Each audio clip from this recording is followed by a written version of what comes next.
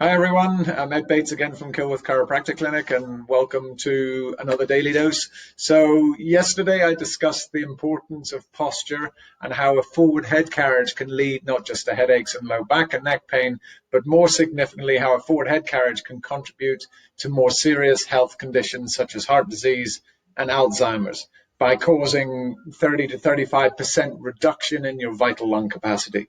So what I want to do today is take this discussion a little further so you can really appreciate even more the importance of your posture. So when you look at your posture, again, with our friend here from that, if you're looking either at the front or the back, from the back or your front, everything should be nice and symmetrical. Your ears should be the same level, your shoulders are the same level, your hips, and so on all the way down through. But when we look from the side, what we want to see is be able to drop a line from your ear that passes through your shoulder, that passes through your hip, passes behind your knee, right down to your ankle.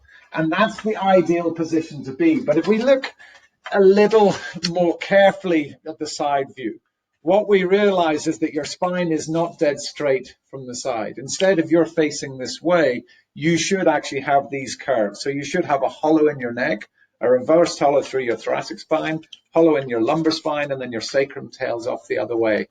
And this is basically the position of your spine to be in. Now, as we mentioned yesterday, your head weighs about 5 to 6 kilograms. But if your spine is in perfect position and is perfectly balanced, it actually takes no muscular effort to hold your head up. The problem arises when we lose this cervical curve because of the hours we spend looking down at our smartphones or at our computers. In fact, I read an article last week that said that teenagers are spending up to 5,000 hours per year in this forward flex position.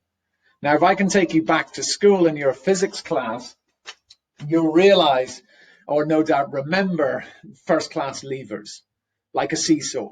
And your upright posture is a first class lever. Now, if we were just a mechanical structure, moving our head forwards would just physically cause us to fall forwards and fall flat in our face. But because we are biomechanical, we have muscles at the back of our bodies that basically contract and tighten to counterbalance the weight of the head.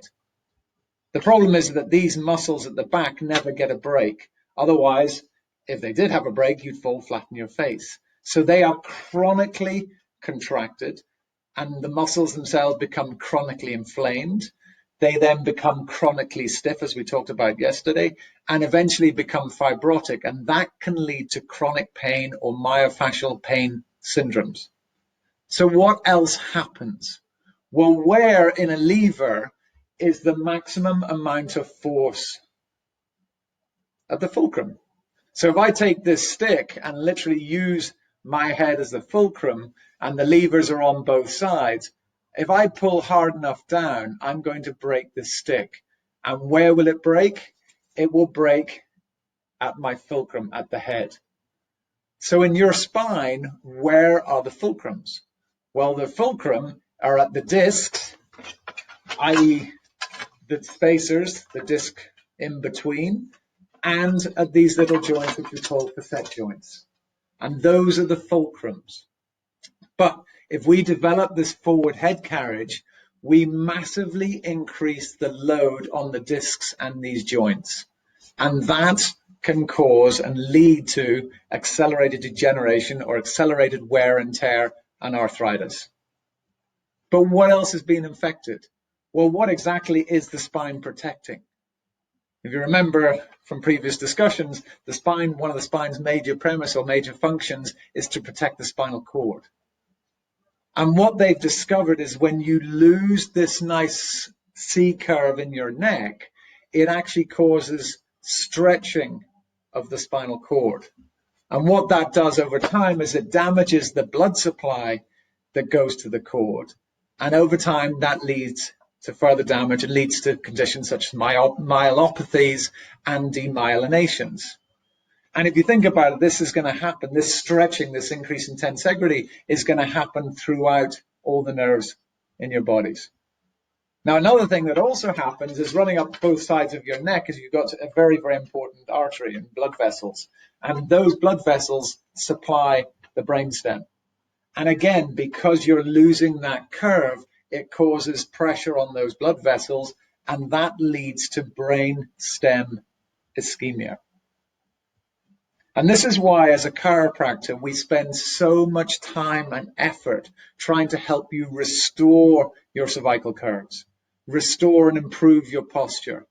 And this is why we call this curve in particular the arc of life, because your life and your health depends on it. In fact, if you've ever done a CPR course, you'll realize this, because one of the first things you're taught when you're taught the ABC, airways, breathing, and circulation, what's one of the first things you do is you tilt the head backwards. Why? To open up the airways. It is that important. And on that note, have a fabulous day. Stay safe, stay healthy, and stay happy. And I'll see you tomorrow.